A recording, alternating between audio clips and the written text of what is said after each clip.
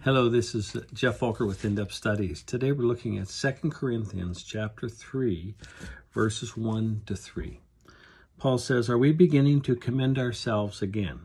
Or do we need, like some people, letters of recommendation to you or from you? You yourselves are our letter, written on our hearts, known and read by everybody.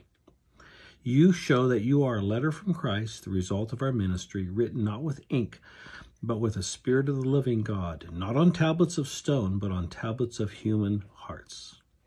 Here is when the Apostle Paul is defending his ministry, that because his ministry is based on the new covenant, the cross, it is transforming. Whereas the old covenant, the ministry of a works covenant with Israel, cannot do anything. It cannot produce believers, cannot transform a life. But he says this. He says the transformed lives of the Corinthian believers are the evidence that his ministry is of the Lord. When we typically think of the church at Corinth, we think of that as the projects of the Christian faith. Those are they profess to believe, but they're not bearing any fruit. Well, that's not really true.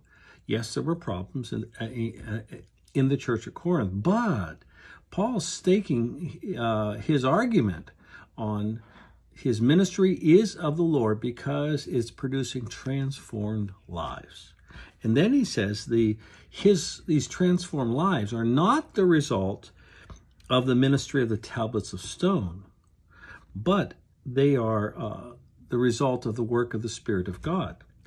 And of course, what he's doing at that point, he's comparing and contrasting the Old Covenant. The Ten Commandments are a summary of the requirements of the Old Covenant. And he's comparing, and one saves, one does not. So thanks so much, and you take care, and bye-bye.